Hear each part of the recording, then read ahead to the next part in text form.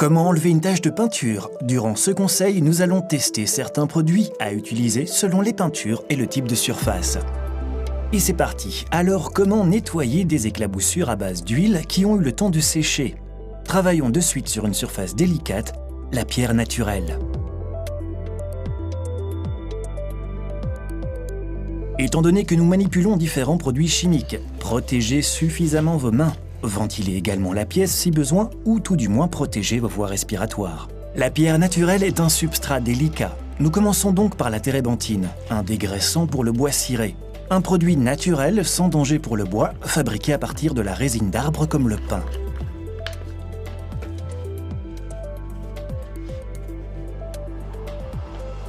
Quel que soit le produit que vous utilisez, testez-le toujours au préalable. Et le constat ici est sans appel, la térébenthine ne résout rien. Une variante chimique, le diluant en peinture, ramollit la couche de peinture, mais ne constitue pas pour autant une solution.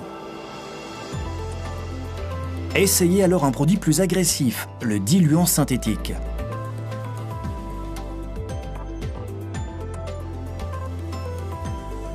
La peinture se dissout. Au bout d'un moment, vous constatez que la peinture commence même à s'écailler.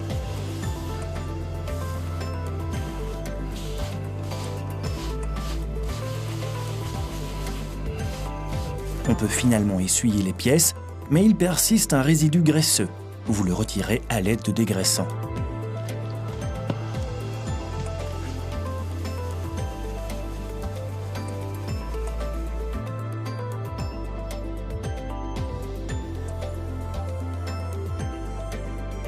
Et qu'en est-il des carreaux en céramique? Ce matériau n'est pas poreux car il a été bien poli. Gratter serait une option tant qu'il n'y a pas d'impureté ou de bavure, parce que vous voulez absolument éviter des rayures. Conclusion. Vous ôterez l'essentiel et s'il en reste encore un voile, vous vous en débarrassez simplement avec un diluant. Ce même produit est de fait suffisamment efficace pour éliminer les résidus de peinture séchée. Continuez simplement à frotter, puis essuyez avec un chiffon propre. Et si vous renversez sur une surface en plastique? Le diluant fut notre sauveur, mais l'est-il encore?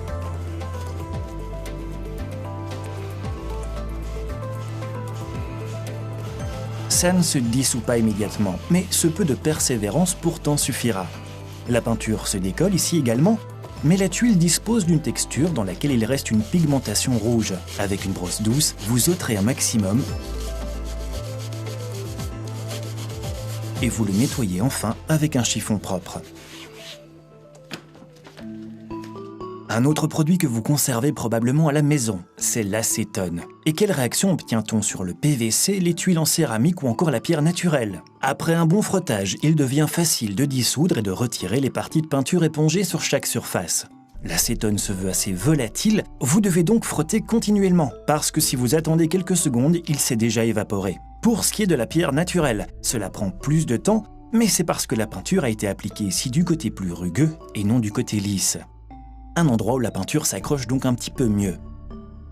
Et pour le plastique, vous sentez la couche supérieure un peu plus fine et même un peu plus pâle que la version d'origine. Et à quel point le White Spirit est-il efficace? Pour chaque surface, le liquide a besoin de beaucoup de temps pour pénétrer la couche, mais la peinture se ramollit et vous pouvez donc déjà en nettoyer une grande partie. Même si vous devez refrotter du White Spirit à plusieurs reprises. Pour le résultat, sur la pierre naturelle, il restera du résidu. Et pour ce qui est de la céramique et du PVC, le White Spirit agit lentement, mais fonctionne, et puis ce produit respecte mieux la couche supérieure du plastique que l'acétone.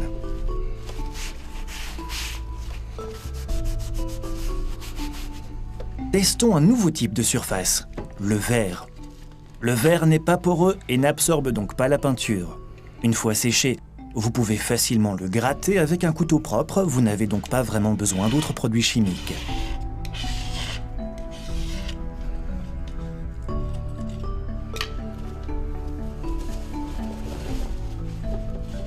Ce qui est tout le contraire d'une surface de bois non traitée, ce qui sera probablement différent parce que c'est une surface qui va bien tout absorber. Commençons par un produit agressif, Le décapant. Assurez-vous de bien porter des gants et les vapeurs éventuelles devraient être contenues avec un masque.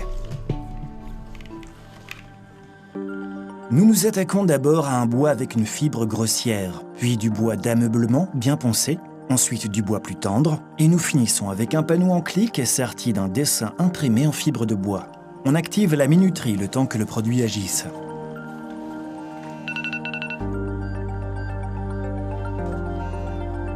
Le grattage sur la fibre grossière aura moins de réussite. Avec une brosse en acier ou en cuivre, vous ne vous débarrasserez pas de grand-chose.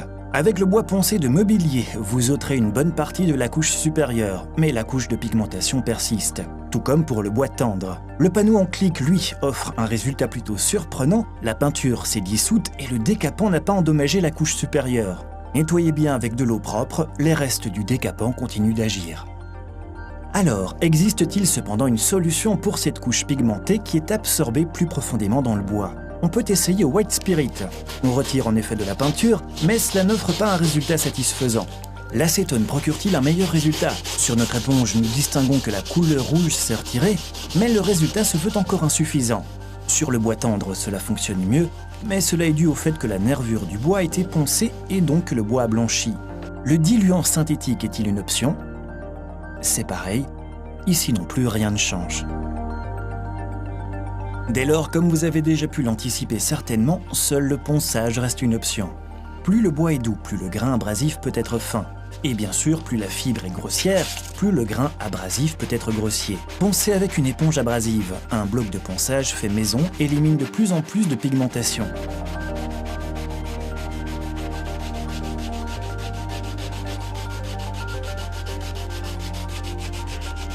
Vous obtenez le meilleur résultat avec une ponceuse. Il faut évidemment faire attention à ne pas enlever trop de bois, sinon vous réaliserez une grosse entaille dans vos meubles de bois ou encore vos planches pour le plancher.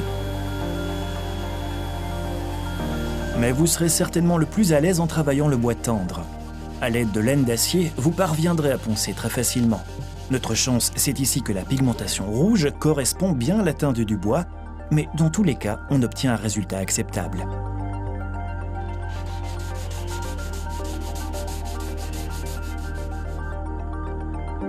Et que faire pour une tache de peinture encore humide ? C'est aussi ce que nous allons tester, et il s'agit encore toujours de peinture à base d'huile. Ici encore, nous traitons une surface en bois. Pour une peinture encore humide, la règle reste la suivante. Plus tôt vous agirez, plus facilement vous pourrez ôter à l'aide d'un chiffon propre. Et plus vous retirez, et meilleur sera le résultat final. Gratter avec une brosse sur une planche grossière ne fonctionne pas. La peinture pénètre bien trop profondément dans le bois. C'est pourquoi le ponçage sur le panneau de meuble échoue lui également. Certes, la ponceuse enlève davantage, mais le résultat ne se veut pas forcément satisfaisant. Vous le comprenez donc, une surface en bois non traitée, qui absorbera beaucoup de peinture, reste donc toujours très délicate à travailler. Mais alors qu'en est-il pour une surface qui absorbe moins que le bois ? Le White Spirit réalise des miracles sur le stratifié à système clic. Vous essuyez d'un simple chiffon propre, idem sur la tuile. Quant à l'acétone plus volatile ou le diluant synthétique plus agressif, il fonctionne également, mais le White Spirit se veut apparemment plus que suffisant. Le White Spirit fonctionne également bien sur le plastique, alors que l'acétone sera lui trop agressif pour la couche supérieure, comme mentionné précédemment. Pour ce qui est de la pierre naturelle, le White Spirit ôte suffisamment de peinture, mais il subsiste un voile un peu gras. Le diluant offrira un meilleur résultat, il fonctionne de manière uniforme, sans laisser de résidus graisseux. Il nous reste ensuite à voir le traitement des taches et éclaboussures pour les peintures à base d'eau. En théorie, vous pouvez traiter la peinture à base d'eau avec de l'eau, de la même manière que vous nettoyez vos pinceaux et brosses usagées avec de l'eau, alors que vous venez d'utiliser de la peinture à base d'eau. Seulement, cela prend beaucoup de temps. Commençons ensuite par gratter. Avec les tuiles de céramique, la pierre naturelle ou encore le plastique, vous pouvez tout gratter, mais vous endommagez plus facilement la pierre ou le plastique. Pour la tuile, cela fonctionne le mieux. Quant au reste, cela patauge un peu. Et pour ce qui est du bois, eh bien, il ne faut surtout pas commencer par là. La lame se coince et fait des entailles. Qu'en est-il des produits chimiques ? Attardons-nous d'abord sur le White Spirit. Sur la tuile, la peinture se détache, mais il reste un voile jaunâtre. Même chose pour la pierre naturelle. Dans le cas du plastique, la substance est relativement difficile à détacher, mais cela fonctionne quand même. Résultat identique pour le stratifié à clic. Et en ce qui concerne le bois, malheureusement, on ne fait que répandre le pigment de peinture. La térébenthine, qui se veut normalement douce pour le bois, reste toujours une option. En conclusion, évitez le bois à fibres grossières, il n'y aura pas de différence. Avec le bois de meubles poncé, cela n'offre aucun résultat non plus. Le ponçage reste probablement l'unique et la meilleure option. Dans le cas du stratifié à clic, la térébenthine réussit à nouveau très bien. Encore une fois, c'est un substrat qui absorbe difficilement. Et pour ce qui est de ce fin voile jaunâtre, vous l'éliminerez avec le temps simplement à force de nettoyer le carrelage avec de l'eau et du savon. Il s'agit ici aussi d'une peinture à base d'eau. C'est donc la même chose pour les tuiles de céramique, la pierre naturelle et encore les tuiles en PVC, même s'il s'est révélé plus ardu de nettoyer la pierre naturelle. Nous ne l'utilisons pas pour le plastique car il l'endommage.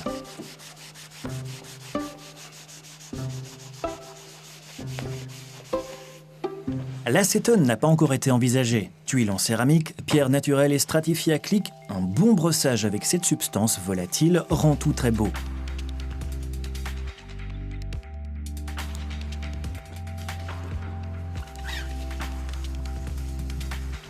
Un voile jaunâtre et gras persiste sur le stratifié. Dégraisser simplement vous permet de le faire disparaître. Pour ce qui est du bois, vous rencontrerez le même problème. Le pigment a tellement été absorbé sous la surface que vous serez coincé. Un diluant semble à nouveau être très prometteur. Sur la tuile, tout est presque immédiatement parti. Pour la pierre naturelle et le PVC, vous obtenez une surface bien propre avec du papier essuie-tout. Le diluant ne s'évapore pas immédiatement et continuera donc d'agir. La peinture se dissout et il ne reste pas de pigmentation.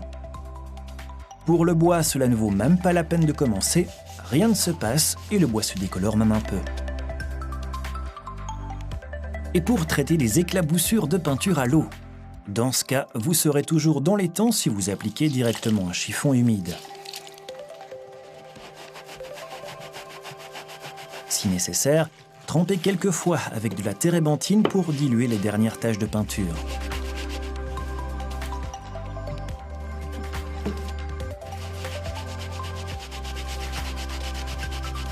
Le stratifié en clic n'absorbe rien, alors avec juste de l'eau, vous obtenez tout de suite quelque chose de propre. Il y a encore quelques restes, ce sera nettoyé avec le temps à force de laver. Bien que l'acétone puisse déjà vous donner un coup de main dans ce cas, il suffit de faire tremper le chiffon, puis de tout nettoyer.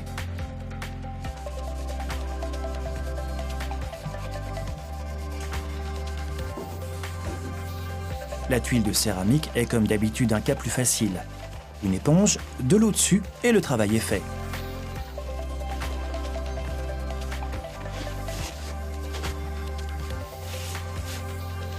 Pour le plastique, c'est un petit peu plus difficile. La tuile montre ici de minuscules nervures où la peinture se colle un petit peu plus longuement. Vous pouvez facilement enlever les derniers restes avec un diluant synthétique qui respecte la surface, tout en ôtant suffisamment de peinture.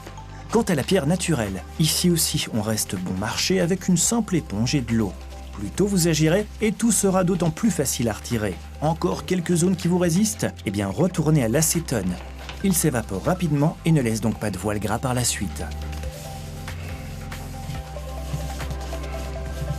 Pour résumer notre test, vous pouvez donc toujours décider de tester le produit chimique dans un endroit moins visible. Plus le substrat est lisse et peu poreux, plus il sera facile d'enlever la peinture. Pour les peintures sèches, là, l'acétone ou les diluants synthétiques conviennent mieux. L'acétone est volatile, vous devez donc continuer à frotter pour travailler avec cette substance, et puis l'acétone se veut agressif au plastique. Lorsqu'il s'agit d'une peinture humide, vous utilisez un diluant synthétique. Si un voile gras subsiste, vous le dégraissez simplement à nouveau. Voilà, notre test se termine.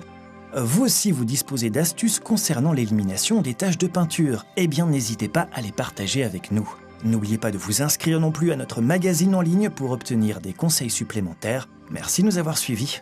On se dit à très vite.